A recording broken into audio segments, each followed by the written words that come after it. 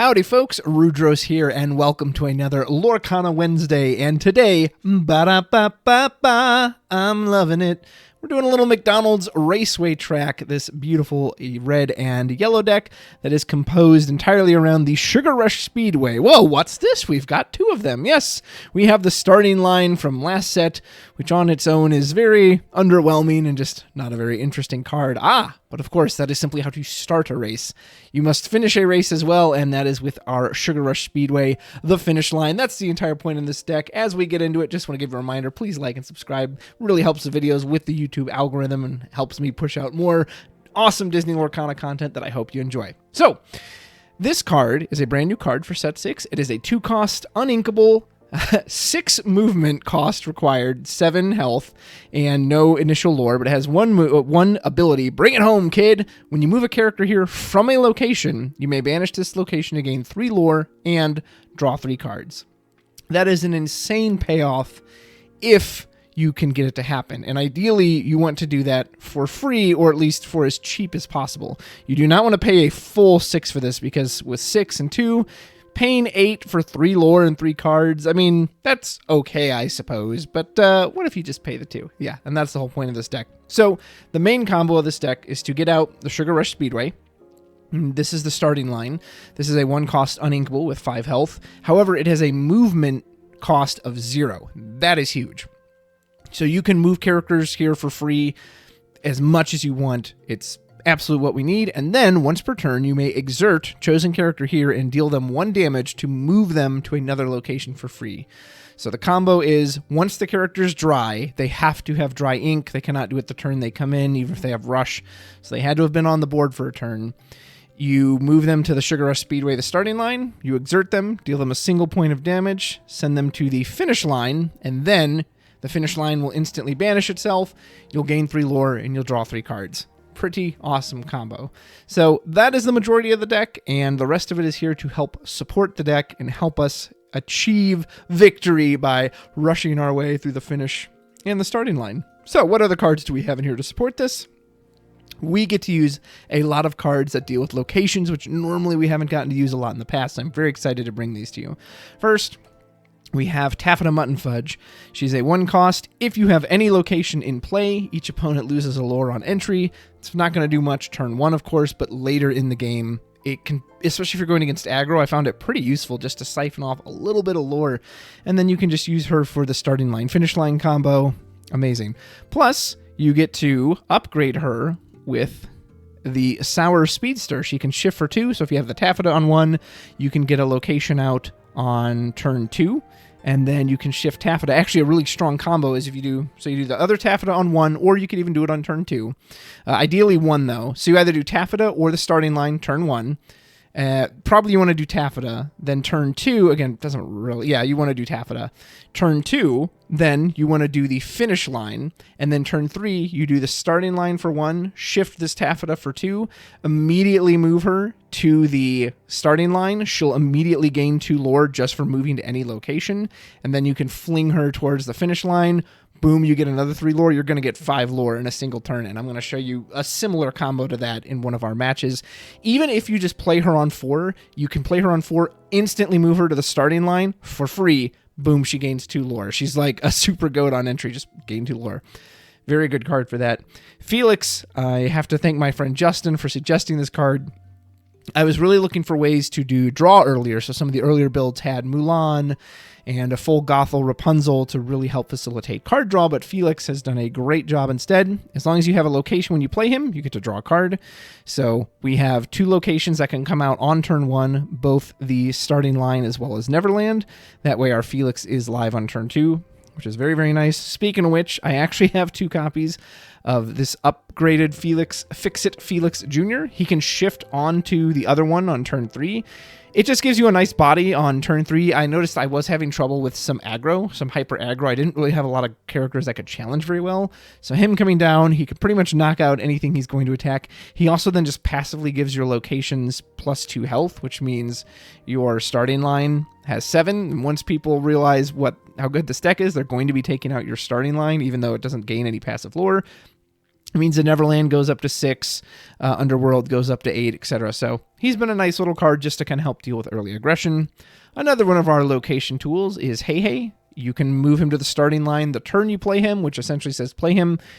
Your opponent loses a lore. Again, also helps with our challenging aspect that he hits for 3. So even if he dies in return, he's going to take out most things that are on the 2 to 3 drop range. It means he can also take out a goat and a fox, even though they hit for 4, which is very nice. And if you have 2 starting lines, even though this ability will only trigger once per turn, you can just use Hey Hey, turn 1, they lose a lore. If he's still alive, move him to the next one, lose a lore. Move him back, lose a lore. Same with that Taffeta. If you have 2 starting lines, unfortunately, you can't infinitely bounce back and forth forever to keep gaining lore in one turn, but turn after turn, you can do 1 movement to keep gaining, or in this case, losing lore. Mother Gothel Rapunzel package, just a way for some extra card draw. One of the strongest moves you can do is play a Gothel on 2 or 3, heal it up with Rapunzel on 4, she can instantly challenge, you draw 3 cards off of it, feels very good. Our new location pirate, this is Minnie Mouse. Once during your turn, whenever a card is put into your inkwell, which is a very easy condition to achieve, you may return a location card from your discard to your hand. This works so well with the finish line, and you should see this in some of the matches where the finish line will get banished, because that's what happens when you move a character there, and then with the Minnie Mouse, you can put a card in the inkwell, instantly pull it back to your hand. It's also a nice way to, quote-unquote, protect the starting line if they take that out. As long as Minnie's just sitting there on the board, you put a card to the inkwell, right back to your hand. And then if you've got the ink, you can play it that very turn. So generally, you're trying not to quest or challenge with Minnie. She's just there to just recur that value over and over and over again. Another one of our location cards is Tuk Tuk. He's evasive himself, not amazing stats. He's actually quite understated for a 3 cost. When you play this character, however, you can move him and one of your other characters to the same location for free. The other character gets +2 strength this turn. So he's a little weird, and he is a big reason why you don't ever want to move someone to the starting line unless there's a reason, unless you benefit from the instant lore, from the lore loss of Hey Hey. You don't want to do it just to do it, because you could. Anytime you play any character, you can immediately move them to the starting line, but you can also move them any turn it's relevant. If at a turn, if their ink is dry and they're ready to exert at the starting line, just move them that turn. There's nothing restricting you from doing that. So, and this this Tuk Tuk to get a second effect needs to move a character there. So if a character is already at the starting line, that's not going to work. So do not move them to the starting line or any of the locations unless there is a reason to do it. This card is fine. It's really in there in case someone is at the starting line and they cannot exert for the starting line's ability, or one of these others. You can play Tuk Tuk, throw them at the finish line, and the finish line still triggers, because it just needs to see them go from a location to that location. So he's very good for that. Other than that, he can be kind of underwhelming, but you just need that free movement. And I at least like that he's on a body. He can potentially answer something like an enemy Diablo, unlike a card like Voyage, which, yes, it can move cards for free, but it doesn't come on a body, so I prefer Tuk Tuk for this. Vanellope von Schweetz, the gutsy go-getter. At the start of your turn, if this character is at a location, draw a card and gain 1 lore. So this is one of the few cards that you do want to snap to the starting line the turn it comes in. If you go starting line 1, Fix-It Felix on 2, draw a card. 3, Vanellope, instantly move it to the starting line. Very few decks are going to be able to deal with the starting line that quickly, especially if you're going first. And now, unless they burn like a Brawl on this Vanellope, a Storm Rage On isn't going to get her. At the start of your next turn, you're going to get a lore and a card draw in addition to your normal card draw just for her existing there. Similar to the Mini, you don't even need to quest or challenge with this card. Just leave her at a location and say, hey, deal with it. What are you going to do about it? Super Goof pretty much does what he has always done, which is that it's just kind of a way to cheese out a little extra lore. It helps to have a character who can rush when you need to challenge some of those early aggro decks. Sadly, I've always been a bit underwhelmed by this character's attack stat, especially for a 4 cost, but sometimes you just need that instant lore. Eric, we just have as a one of. He is one of the flex slots, the tech slots. You could absolutely take him out for something else. Sometimes I just needed a card that could banish something, so I do like the dual threat of Eric, where he's questing for 2, and if they attack him, take him out, you can then banish something regardless of its size. We are not running anything like Teeth and Ambitions. However, if he destroys himself at the starting lines, let's say he has 1 damage on him, you use him at the starting line to throw him to the finish line. it will still count it as moving a character there. So even though Eric will banish himself once he gets to the finish line will still recognize a character has moved here from a location. It will trigger its own effect, and then you can trigger the Eric effect as well. Again, not incredible, but it's just one of the tech slots. And Maui is just, we just need a beater. We need somebody who can go in and challenge our opponent's characters. Brawl is also from when we can't challenge. We have to keep those aggro cards off ourselves early. And finally, some locations. Neverland is just a cheap one-cost location that you can move very cheaply for. There are not a lot of great locations in Amber and Ruby. A lot of them have expensive move costs, or they don't have any inherent passive lore gain, so I'm not a big fan of all of them. It's another reason we're going in on the Underworld. I don't think I've ever used the effect of the Underworld once. It's just a location that is somewhat cheap to move to and at least passively gives you lore. And then, of course, you know our bread and butter, the starting line and the finish line. So that's a deck. It's pretty simple, but man, is this fun. This is some of the most fun I've had with a just kind of creative deck in a while. And I think this one can be very competitive with the amount of power you can get from the finish line.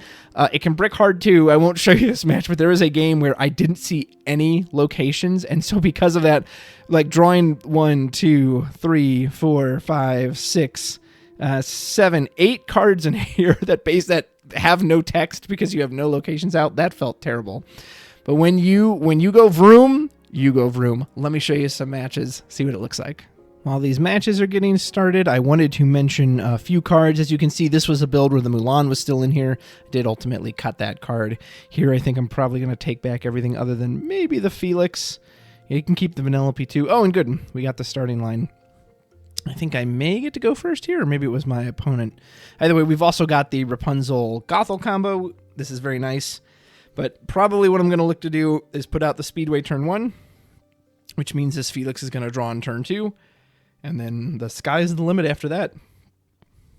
Our opponent's playing blue. That's pretty good for us. Oh, this was a version where I had the Legacy in, and I'll talk about that briefly while I go through the Felix turn. I did have Jim Hawkins and the Legacy in here because my initial thought was, oh my gosh, if you play Jim and then you play the finish line, he'll instantly move to the finish line. Unfortunately, that doesn't trigger the finish line because he has to move from another location. Now, if he's already at a location and then you play a finish line, he can move there for free, so that would trigger it, but he just felt a little clunkier than I wanted him to in practice. So you could throw Jim in here, you could go back to the Legacy. Again, I found out that it was just a little too slow and clunky than what I was looking for. All right, you ready for some fun? So here, we instantly snap the Vanellope to the starting line. So now, if our opponent doesn't answer either of these cards on the next turn, we're going to get some lore and some card draw, which is going to feel quite nice. And it looks like we do have that finish line in hand. So Vanellope is ready to both start and finish her race in one turn. It is a very, very quick race. Our opponent might be going in on the super discard plan as we see Iago come down, but that is okay. So we draw 2 cards for turn there. Have the Taffeta. That's a nice one too, but I'm assuming we might go in on this finish line plan.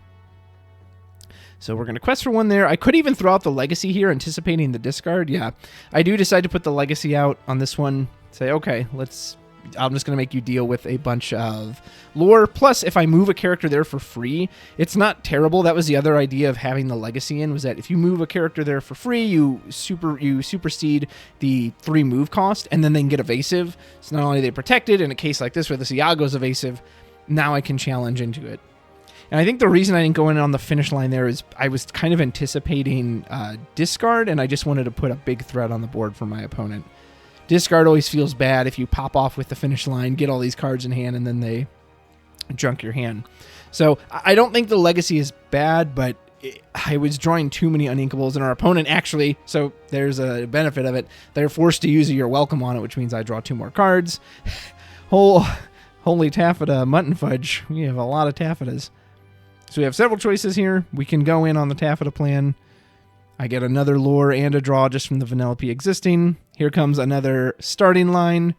And we go for the taffeta, instantly move, gain 2 lore. And now, if both of these locations exist turn to turn, taffeta can just bing, bing, bing, bing, bing, bounce back and forth. Not only gain whatever she feels like questing for, but also, and our opponent is forced to use another You're Welcome on a 1-cost location. Because I say, okay, I just can't let that location sit there. I can't let you sit there with a taffeta and bounce back and forth over and over again. And there is the bend to my will, and unfortunately, this massive pile of cards just goes straight into the discard. So we're going to see, can you play this game when your plan gets disrupted? And I think there's another match after this where you'll get to see where it goes a little more according to plan. So Taffeta has nothing to move to, unfortunately. But I can just go ahead and challenge the Flaversham. I think I'm probably going to heal it up with the Rapunzel. Yep.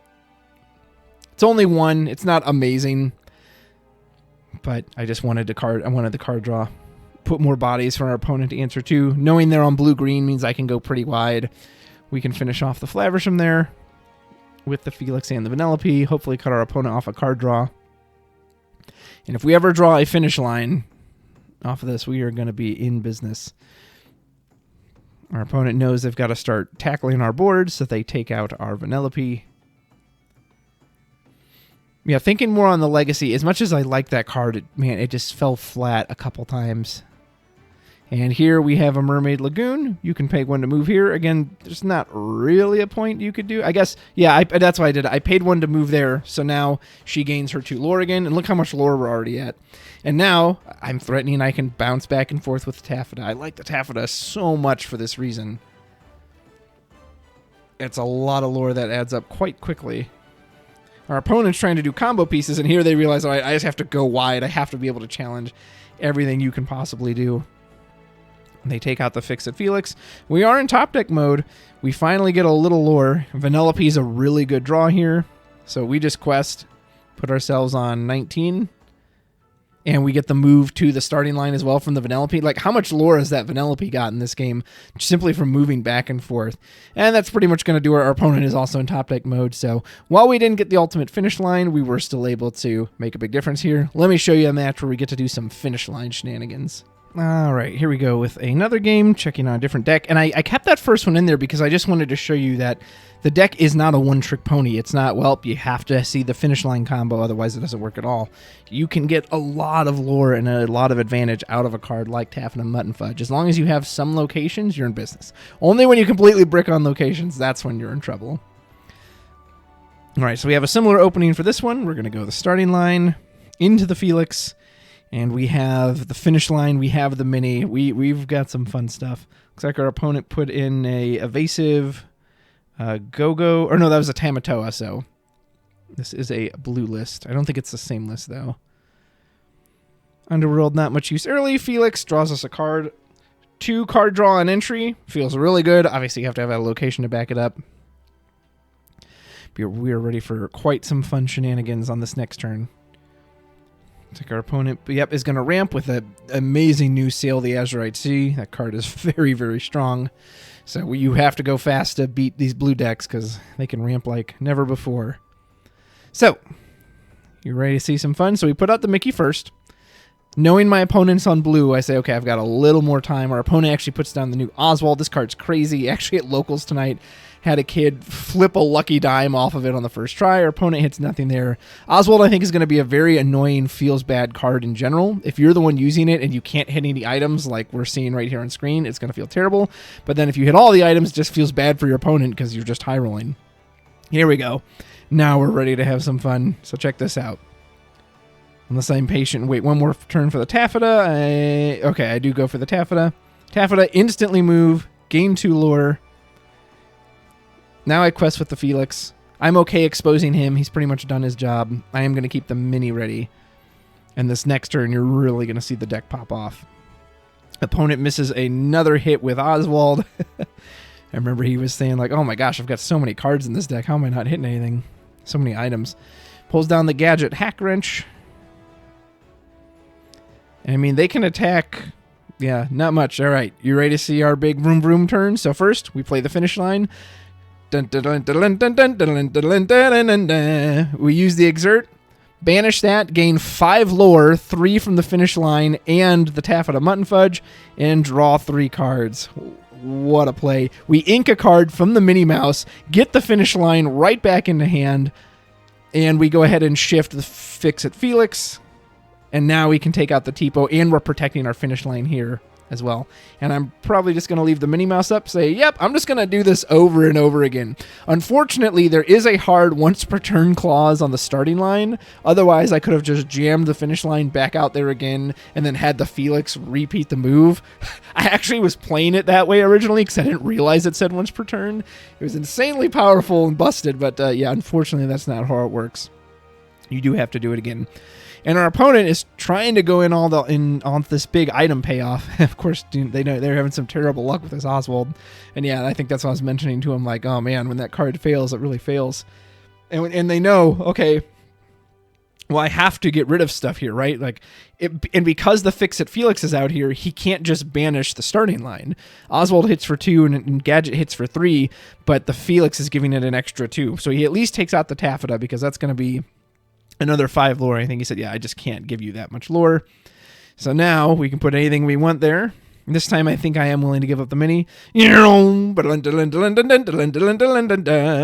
Another 3 cards to hand. Another 3 lore. We go ahead and brawl. Get rid of the Maurice. Oh my goodness. A 7 cost body, but it doesn't, or 7 cost health. Doesn't matter. We ink. We get back the finish line one more time. I put out that Taffeta just to take the 1 lore. Felix hits the Gadget, gets that off the field.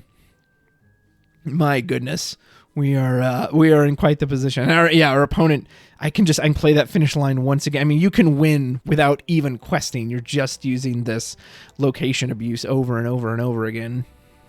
And even if they were to do something like board wipe us right now, which I don't think they're playing the Ruby version, I think this is the Steel version, but it doesn't matter. Like, we have so many cards in hand. Like, a board wipe doesn't actually matter when your opponent has no cards in hand.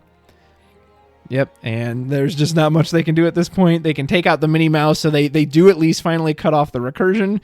It's like, well, yeah, I don't mind if I do.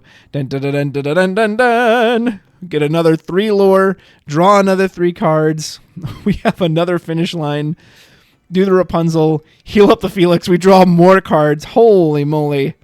We are drawing cards like it's no tomorrow, which means we can just keep inking, and yeah, request, it's over at this point. There's nothing our opponent can draw, but just you can see the power of this finish line.